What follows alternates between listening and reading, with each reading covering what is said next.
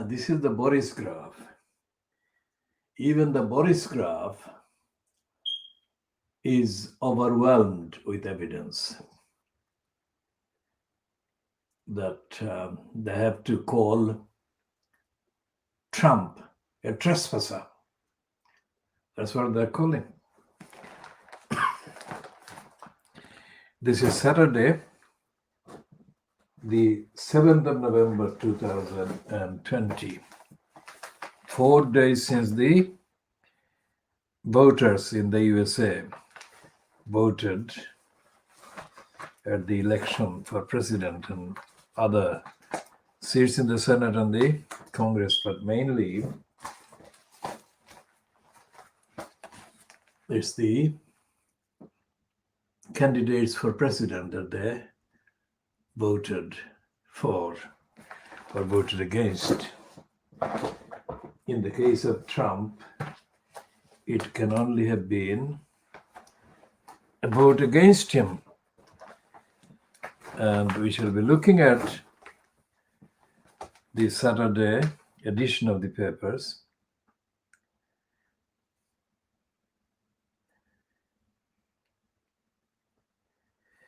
And the FT Weekend magazine has got a front page about Thailand, which is very rare. And the Thai student revolution, that's what they're saying. And a man called John Reed is reporting.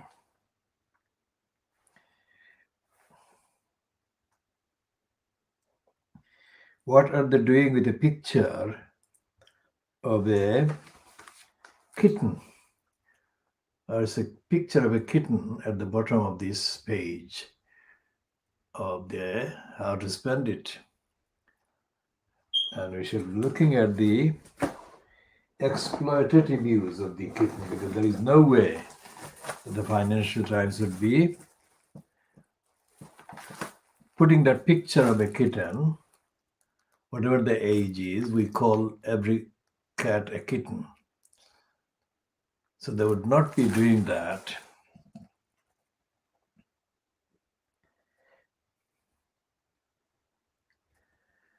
And there is a piece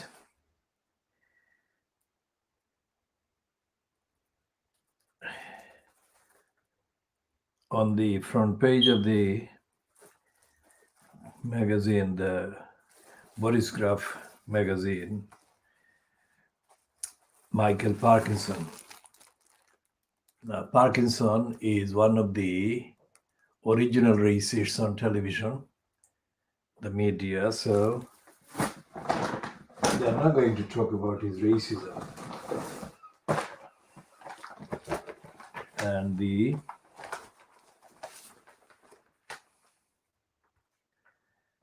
Guardian has got a pack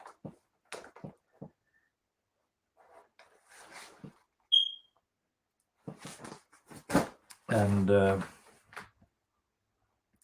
this is the this term brink is being used by the Financial Times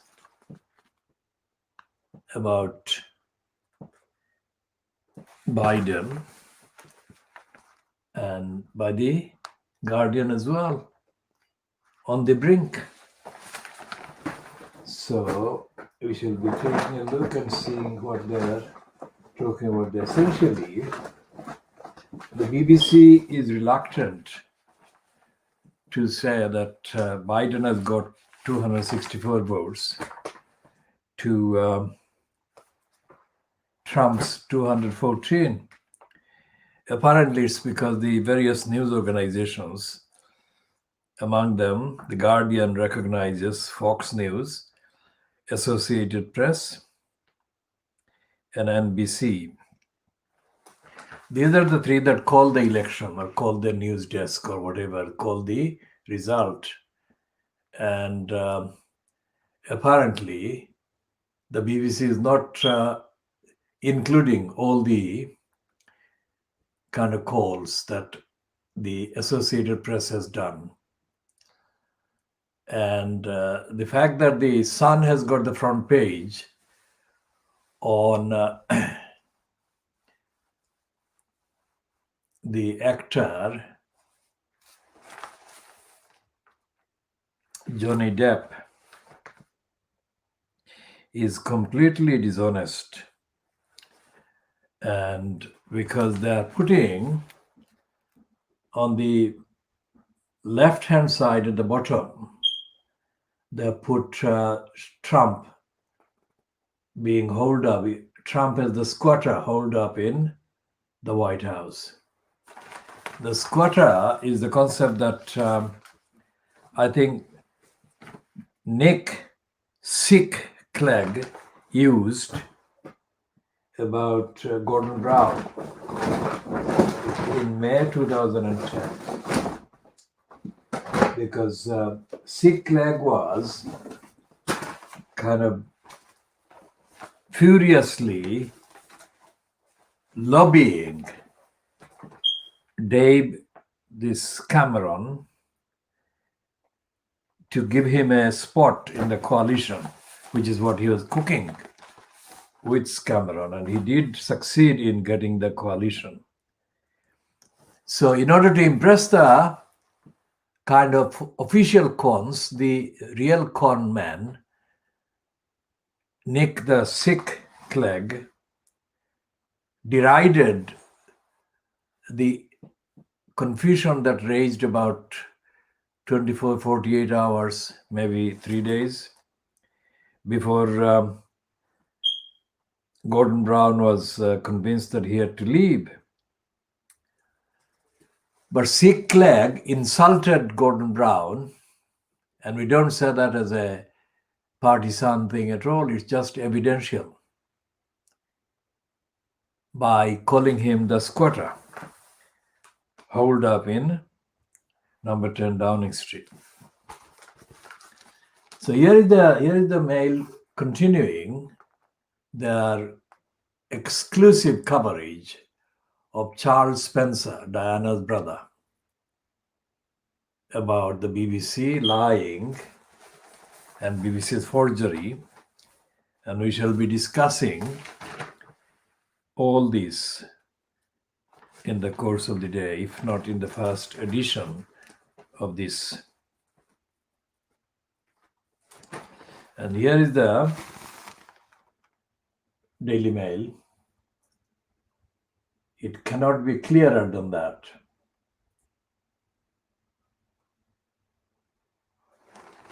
And it says on the front page that there are 32 smears that Martin Bashir confected, and that played a part. These smears, 32 Martin Bashir smears, tricked Diana into the interview. That interview that was, in my view, that interview she should not have given. And if she had to give an interview, she should not have given an interview without preparation, which she did. She wasn't prepared, not for the consequences and not for her immediate kind of image and impact. Because the worst that happened to Brian, Brenda's son, with whom Diana had been officially married, the worst that had happened to him was a kind of temporary kind of water of the back of the duck or whatever. It really didn't sink him. And it didn't sink Brenda either. But it really destroyed the kind of structure that Diana stood as a member of the quote royal family, because it made her stand not only apart from the monarchy, but as an opponent of the monarchy. And the way that she described Camilla Parker Bowles could have been better prepared. And that interview did not deal with the structural and moral and social and democratic imperfections and unfitness of the monarchy, and the corruption and the criminality and the unconstitutionality and the illegality and the racism and the imperialism that have been perpetrated by this monarchy, shielding the perpetrators for centuries. Now, having established herself as a member of the wider humanity, Diana was bound to be condemned and pushed into a corner as a result of her kind of declaration of kind of challenge against Brian. And Brian still being the heir to the throne, was bound to be defended by all the criminals that feed off the monarchy, the parasites. So they ganged up on her, and Martin Bashir didn't have any responsibility because all he wanted was a name for himself.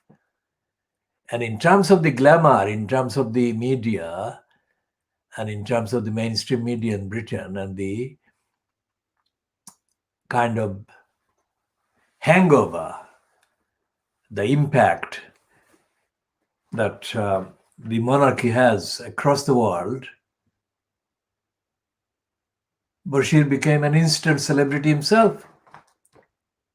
As I said the other day, Bashir was a liar when he tricked Michael Jackson into giving him the time. Now, I cannot obviously quote any correspondence from the time when Bashir tricked Michael Jackson into that live kind of thing with him and lied against Jackson and lied about Jackson. But it is quite clear that Michael Jackson was ill-advised, just like Diana was ill-advised. Because even after that, Michael Jackson didn't do the intensive investigation into Bashir. And Bashir was a complete trickster and faker. Even the fact that he's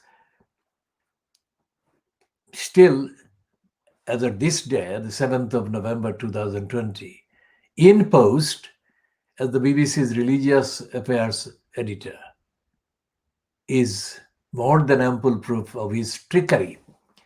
He is not fit to be religious affairs editor at all,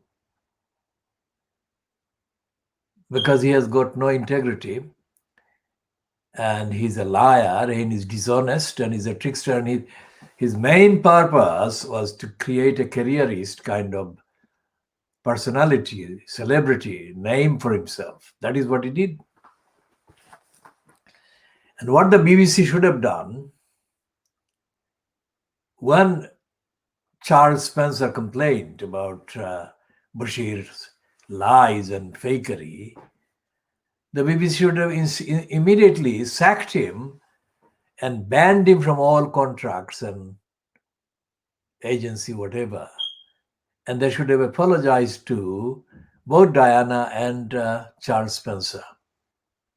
And they should have apologized to the license fee payers. And they should have paid symbolic damages that Diana could or Charles Spencer could donate to charity. But they didn't do that. Instead, they dug out of serial retirement Tony Hall, who years later was to be installed as the Director General, 20 years after he retired or something like that. Now, Tony Hall is a habitual liar and a faker, and he covered up. He covered up for Martin Bashir. So we shall be talking about the BBC and the other liars on the BBC. Now, here is an interesting kind of headline on page 9 of the I newspaper, which says how Rupert Murdoch turned against Trump. They're talking about Fox News, which manufactured Trump and gave him the presidency. But this time, situation has changed. So they've got a piece there, and it is only symbolic, it's representative of what is happening in the rest of the media that never would have run a story, let alone more than one story, that they're running now against Trump.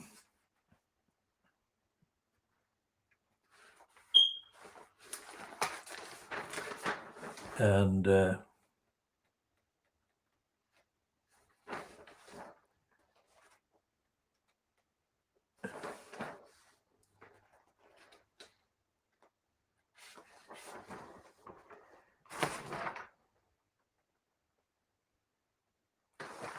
already asking if, because of Biden's age,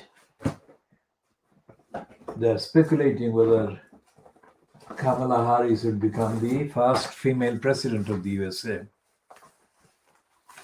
And the mirror is, of course, predictably, because the mirror is bound to be against Trump anyway, because of the commercial position it pretends to take in support of the Labour Party, sort of right-wing Labour Party, let's say.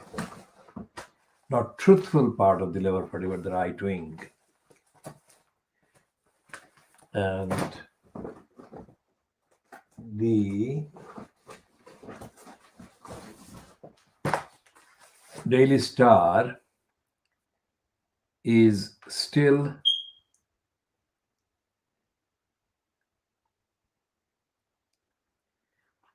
talking about the Christmas and the Jokers, and Boris Johnson is being painted as a Joker.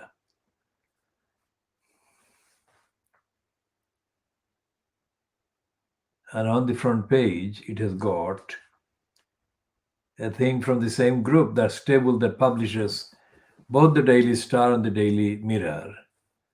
This advert on the top. 3 Sunday papers for just £3. Daily Star Sunday, Sunday Mirror, and Sunday People, £3. And there is no sign on the front page of anything going on about the USA.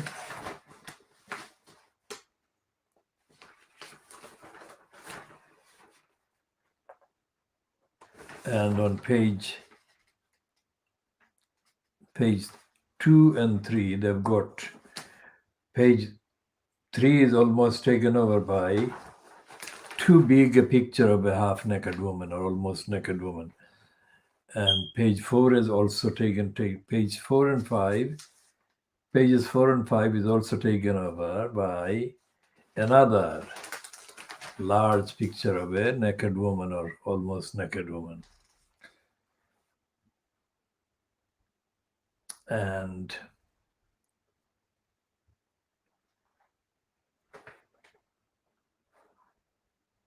they haven't got anything about the USA yet. And we are already on page 9. And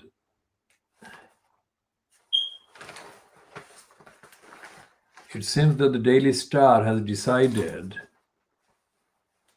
well, it is on page 11, it is calling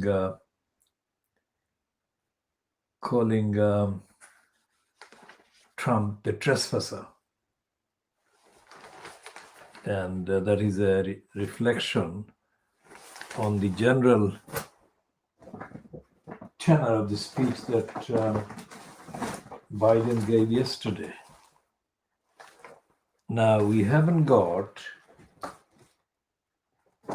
the Daily Morning Star because the outlet that we get it from is not nearby. It requires about 90 minutes travel journey, which I'm not undertaking. But the Morning Star hardly ever has any original. That doesn't mean that the mainstream Fleet Street has. And Matthew Paris, who is a self-confessed liar and kind of wet-sounding, wet-voiced, right-wing, racist liar, has found something for his column in the Times, and saying that Trump got many things right. We shall be examining what Paris is saying Trump got right. And the political writers, editor of the Times, is reporting that Britain is rushing to forge links with the new White House, that is Boris Johnson. And of course, they're kind of getting on the bandwagon that Trump is a faker and a liar. So the Republicans are increasingly condemning Trump for dismissing the election as a fraud.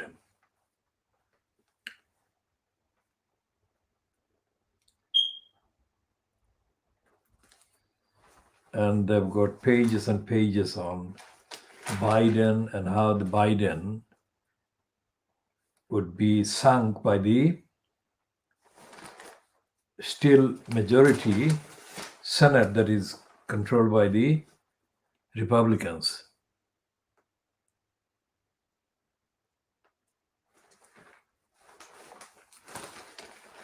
Now here is a headline that is actually very telling about the Times. Is on page 16 of the Times, Saturday, the 7th of November, 2020. It says, school pupil obsessed by mass shootings, jailed over neo-Nazi terror attack plans.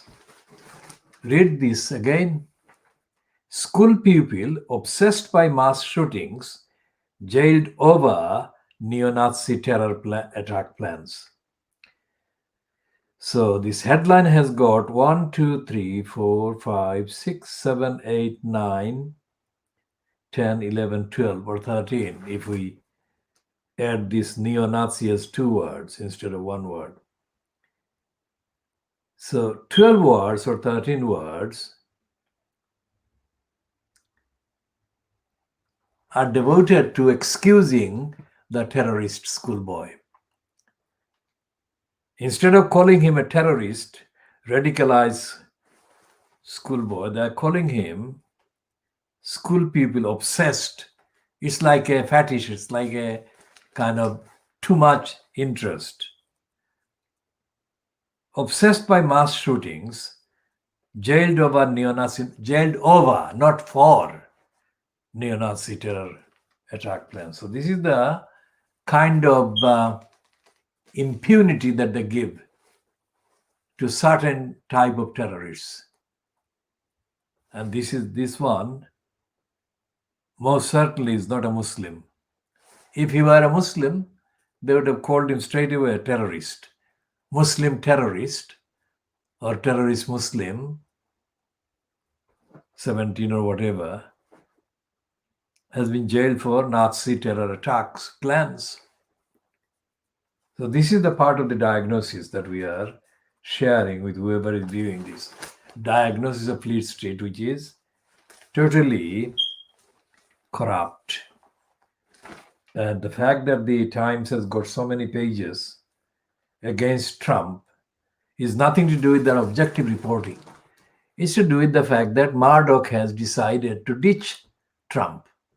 So all the Murdoch owned and Murdoch controlled outlets are doing the same thing, starting with the Fox News And the rather they Murdoch kind of decision to ditch Trump created.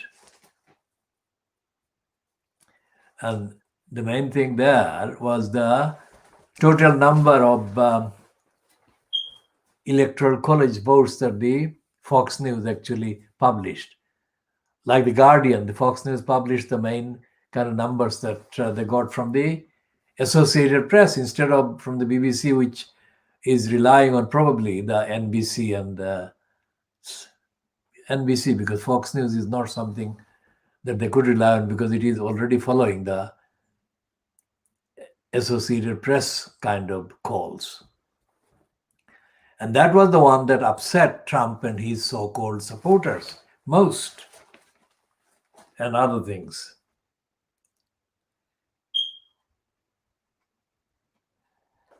And it seems that Corbyn has fled to the Isle of Wight. And the headline is Corbyn flees Westminster for spell in nether regions.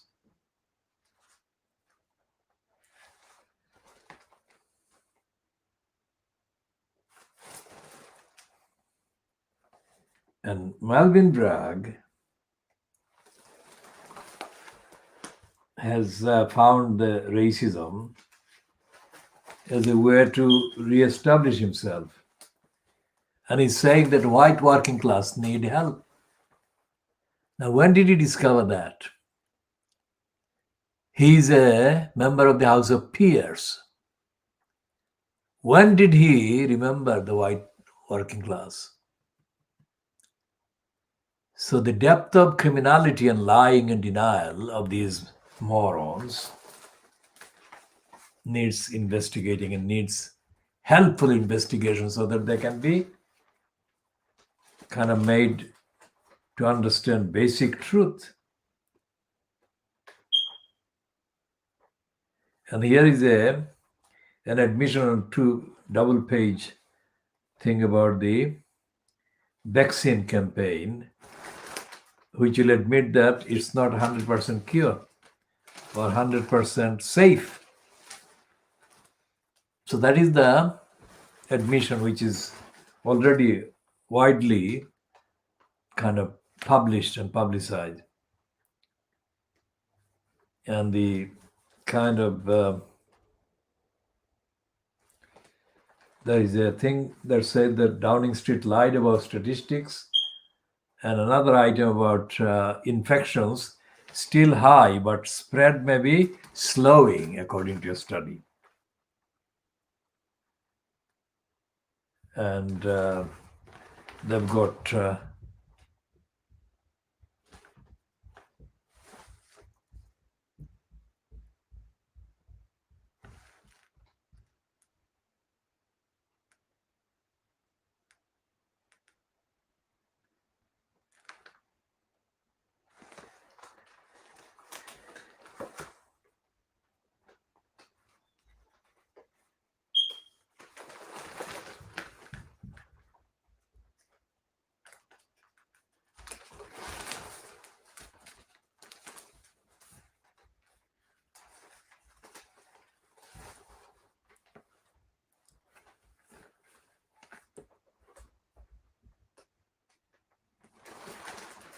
and there is a confusion across France about caused by light lockdown, not a kind of high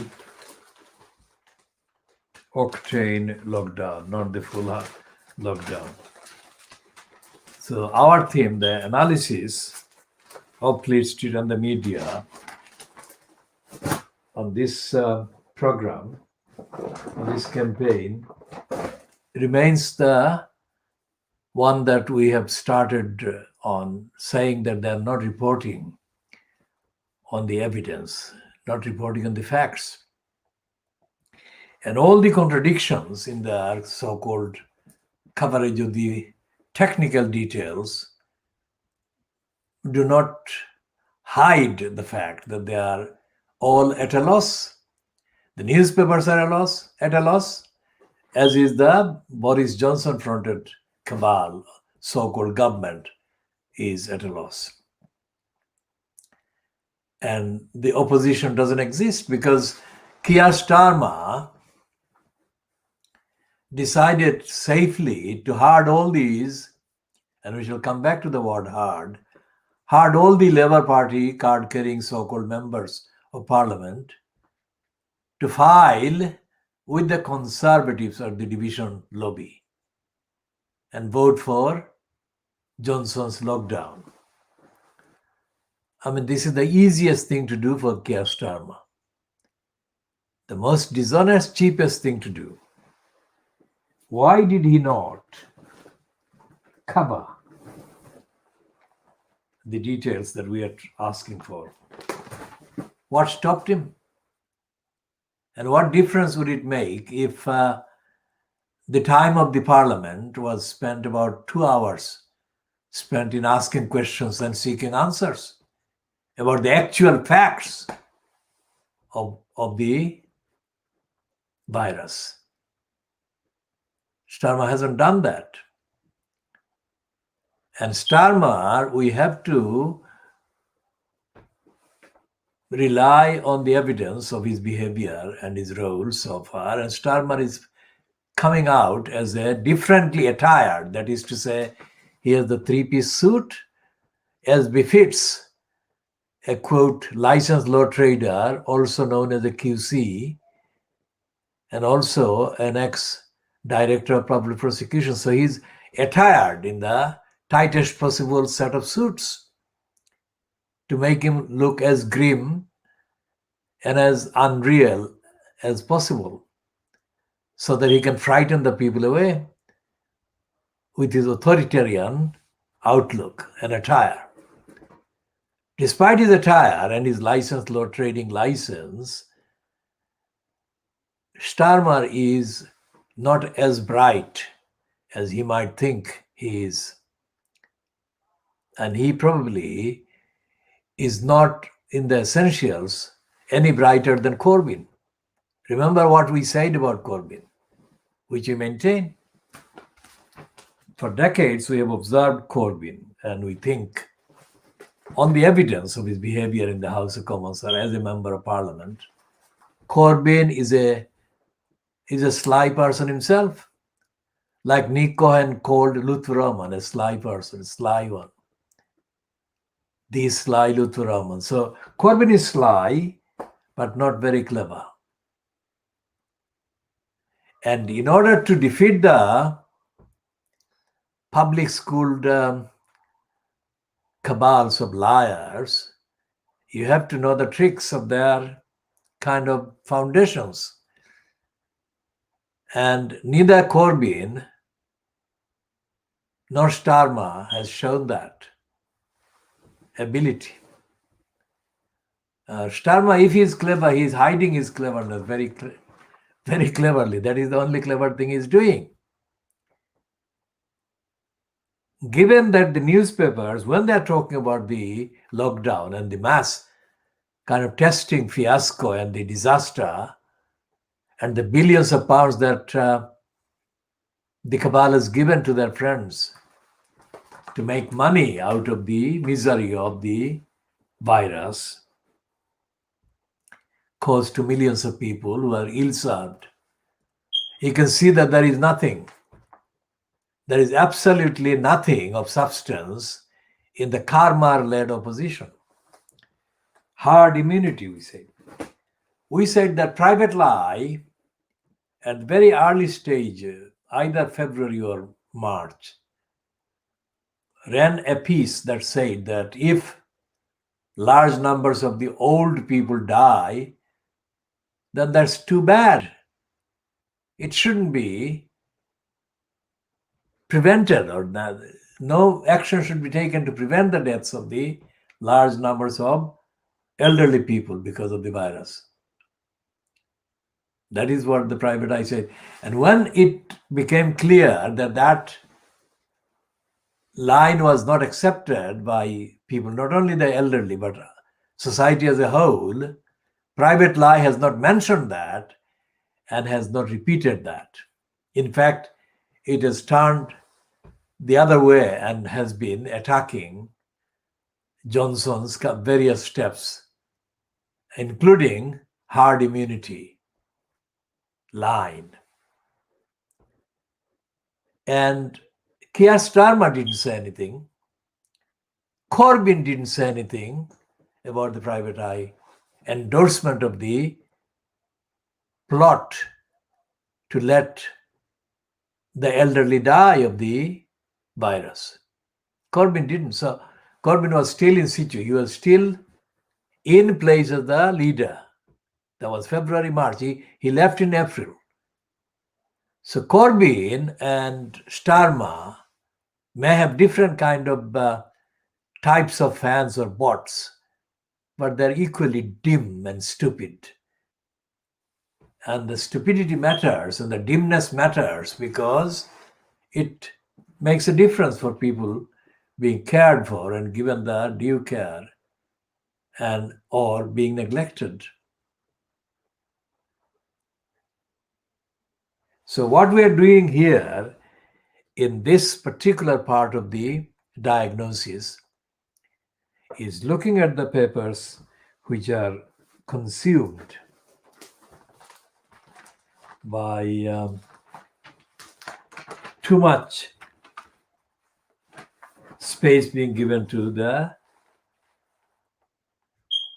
counting, still incomplete election results in the USA.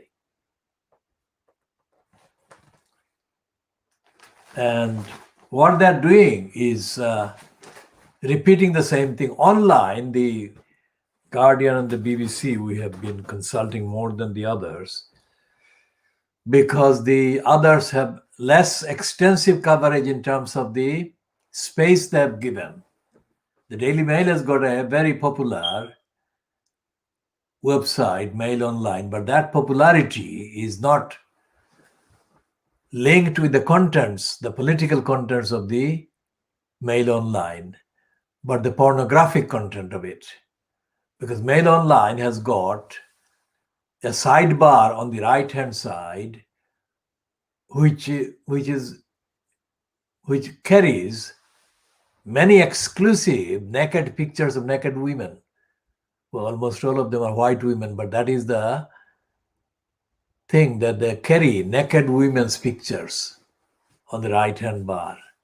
And that is what drives their viewer number, which is in the millions. Apart from that, if you take that away from the Daily Mail, what the Sun has done, Sun has that, but its pornographic coverage online is less extensive than the Daily Mails or Mail Online. So those two websites are the most often visited, and the reason is nothing to do with the contents, the political content or the social content or the scientific contents, but the contents, the images of women's bodies. And any excuse, and the Daily Mail and the Sun online will kind of repeat the same woman's picture 5-6 times over pages and pages, online pages. That is absolutely the open business with women's bodies, selling the women's bodies there. So whereas the Sun, or the scum as we call it because of its role, made billions of pounds for Murdoch in the era before the internet, by selling the page 3 girl. It has now become a kind of house, a complete kind of brothel. And the Daily Mail or the Mail Online is about 10 brothels. And it's the Mail Online pays naked women from across the world. And they're all mainly Australian, New Zealand, Canada, USA, that kind of thing. I mean, Very small number come from the so-called Latin American countries. These are all white ones. It would not make any difference to our analysis if they had significant numbers of black-skinned ones either. Because the point we are making is that they are operating as brothels online, if you like. And that is inconsistent with any claim that either the scum or the Daily Mail or the Mail Online can make about morality or ethics or accountability or integrity or respect for the body of the woman, let's say, and any claim they may have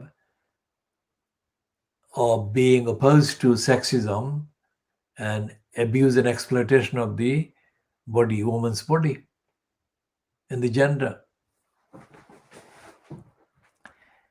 And the same thing applies to these papers.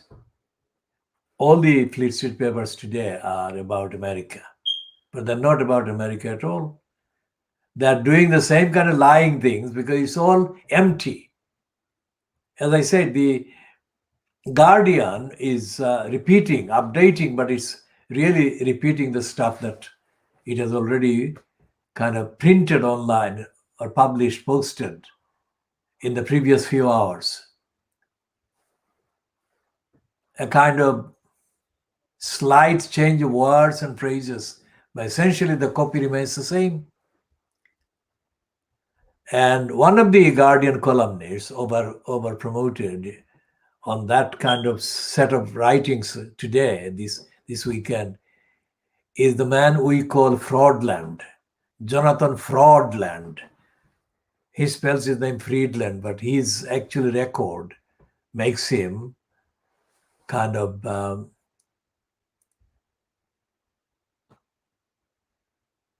deserving of the term fraudster.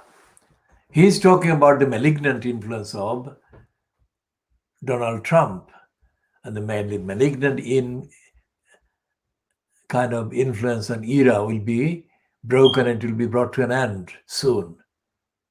But Fraudland has been one of the most malignant influences via the Guardian in the mainstream media, and he has been one of the most often kind of citable sources of venom personally directed against Jeremy Corbyn. Now, as everyone watching this knows, we are not fans of Jeremy Corbyn. In fact, we consider him as a disaster in terms of the leadership, in terms of the intellectual abilities and tactical kind of records. But here we are talking about Jonathan Fraudland is being one of the people who personally has been venomous against Jeremy Corbyn. And the venom that Jonathan Fraudland has written against Jeremy Corbyn can easily be called malignant. The term that Fraudland is using this weekend against Donald Trump. And all the ideology and all the racism that Donald Trump personifies in a kind of embodies are to be found in Jonathan Fraudland, in his column, in his record, and his affiliations. He is a serious racist and is a serious hater of Muslims. And his denunciation of Trump this weekend does not deal with that. And none of the papers that are giving acres and acres of space, column inches, as they say, to the election result that is awaited in America, they're not talking about Trump having incited the most dangerous anti-Muslim hatred campaign in 2015 and 16. And it was based on that incitement of hatred that Trump got in, or excited his racist, mainly racist, what is called white supremacist kind of base. The very target of Boris Johnson's attacks for the same calculated purpose of inciting the equivalents in the UK of white supremacists. Boris Johnson said that the Turkey, a Muslim country, was about to invade Britain if Britain didn't leave the EU. As we have said before, but anyone watching this for the first time should know this, that in the constitution of the European Union and in the various kind of procedures that are involved, Turkey or any new member becoming a member of the EU would take about 20 years, 30 years, if not longer. So Turkey is not an applicant even. And yet, Boris Johnson brazenly lied, specifically targeting the Muslim country. And the specter of 50 million or 70 million Muslim Turks invading England was the specter that effectively did the trick for Boris Johnson and the Brexiteers. And they got the few percentage points in the referendum based on that kind of lying. And Boris Johnson has not been held to account by the British papers, by the Fleet Street papers at all. All of which know that Boris Johnson was making a lethally dangerous, untruthful incitement, which broke the various laws, existing laws in this country. So Boris Johnson did the same thing as Trump did. And they were doing this in the same calendar year, 2016.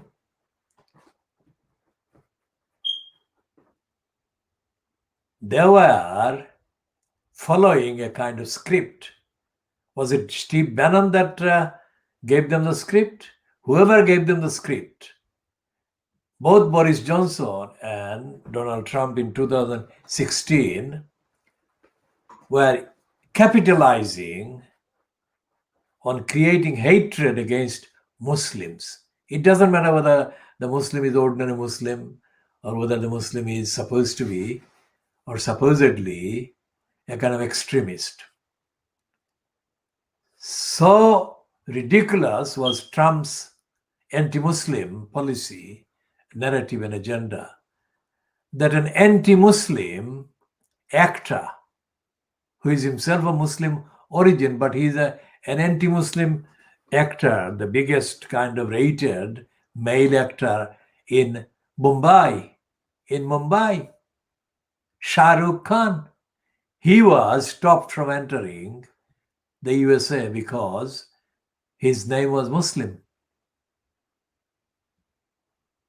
I mean, Shah Rukh Khan has made more anti-Muslim films and characters than anyone else in that rank. And yet he was treated as a Muslim. Not only that, as a Muslim persona non grata in the USA of Donald Trump. And Boris Johnson's kind of collusion with Priti Patel against the migrants in the recent months has been based on they're now not speaking the name, the word Muslim anymore, because they've done damage already. The theory is, their assumption is that they are agenda is based on the plan to stop Muslims coming as migrants.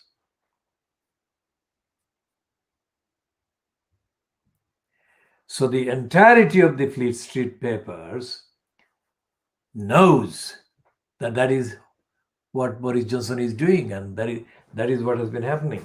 And yet they have not covered any of this. And this piece about in the Boris graph or the Times, that Boris Johnson is rushing to make friends with the new White House. I mean, how shameless can they be?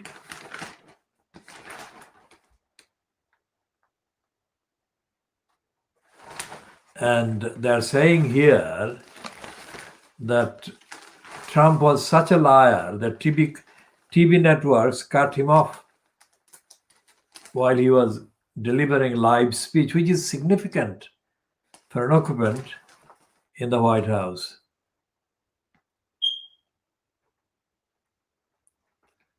And there is a piece by Elwood, Tobias Elwood, the man who was made a hero when he rushed to help a victim of a terrorist attack, so-called. He's saying that the British government should be actively pursuing relationship with the new White House. And it is on the Times, which is on page 9, Britain rushes to forge links with the new White House. So the word is out. They're all now Democrats, or friends with the Democrats. And even Johnson is being kind of encouraged to be friends with the Democrats. All is forgotten. And that is where the foundation, the seeds of incompetence and lying and lack of preparation and negligence, which causes hundreds of thousands of people to die of lack of care. In the USA, it must be kind of nearing 250,000 people in America that Trump has allowed to be neglected into deaths. And here, Trump actually openly touted for Johnson to be the prime minister. Now, have these people no shame? These papers and the media, with the BBC and the Sky News and Channel 4 News, they didn't examine that behavior, that Trump was breaking the law, quite apart from the fact that Trump was behaving completely outrageously, insultingly towards a sitting prime minister, that is Theresa May. He was openly saying that he prefers Boris Johnson while he stood next to Theresa May. And this is the kind of behavior that cannot be allowed by a responsible, pro-democratic, pro-accountability press. And yet the British press, the Fleet Street, did that. And none of the mainstream media, the television broadcasters, even mentioned that outrageous, uncivilized behavior by Donald Trump. So the question does not even arise as to the damage that Trump has done to the cause, the argument for world peace, the argument for action to save the planet, argument to stop cruelty, argument to prevent the deliberate, intentional creation of poverty and hunger, argument of systematic cruelty against children, young people, and women. Trump has withdrawn the USA, pulled the USA out of many international treaties and agreements. This is what the paper should be talking about, not about the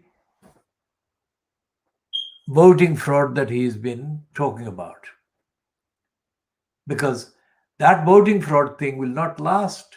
Whatever the number, whatever the actual kind of results, whenever that is settled, Trump's allegation of voting fraud is not new. He was doing it in advance of the election in 2016. And in the period 2016 to now, in the 4 years, the British press has not dealt with him making that claim. So the Fleet Street is totally empty, despite the fact that the bulk is thousands of pages. Saturday's papers contain, Fleet Street alone, several thousand pages. And in those 1,000 pages, there is not the equivalent of one A4 pages worth of commentary or substance.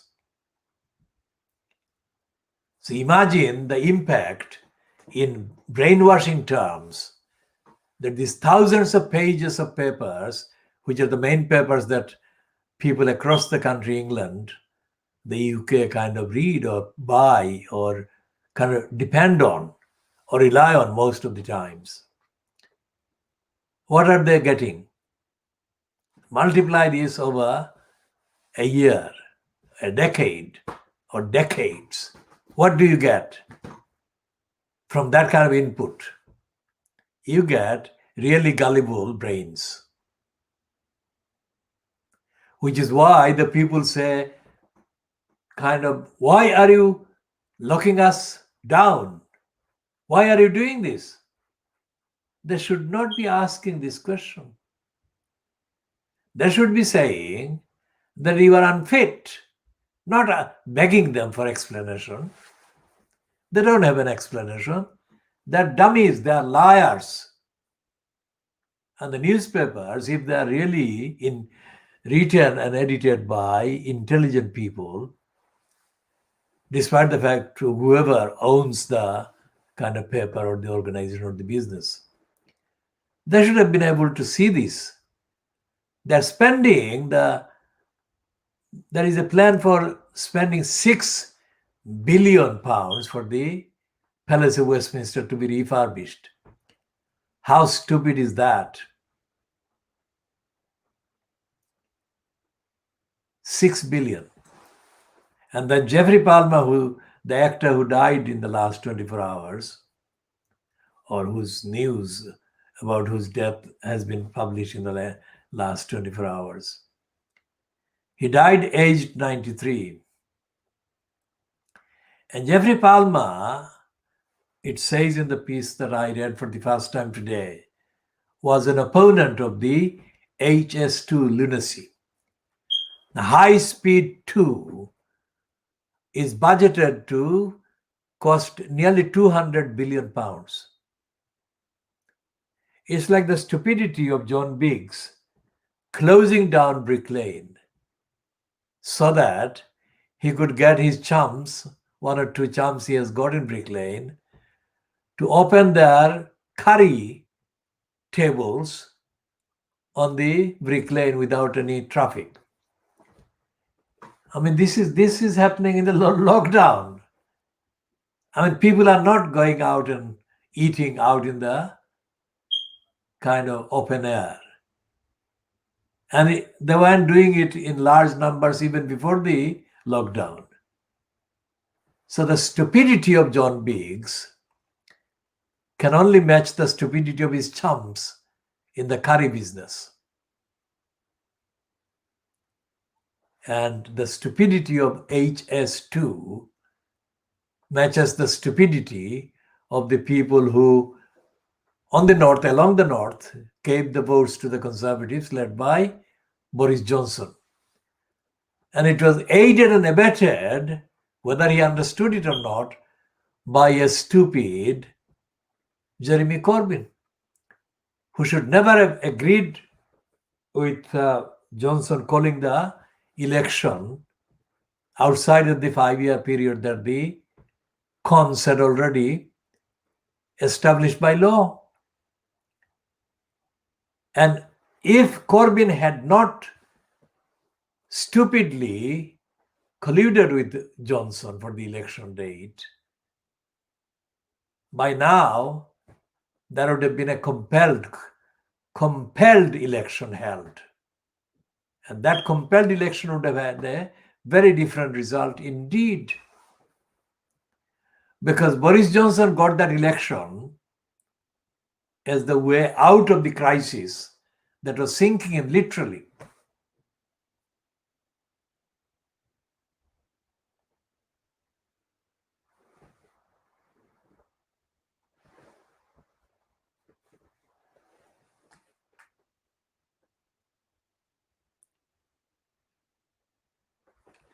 So we shall be continuing in part 2.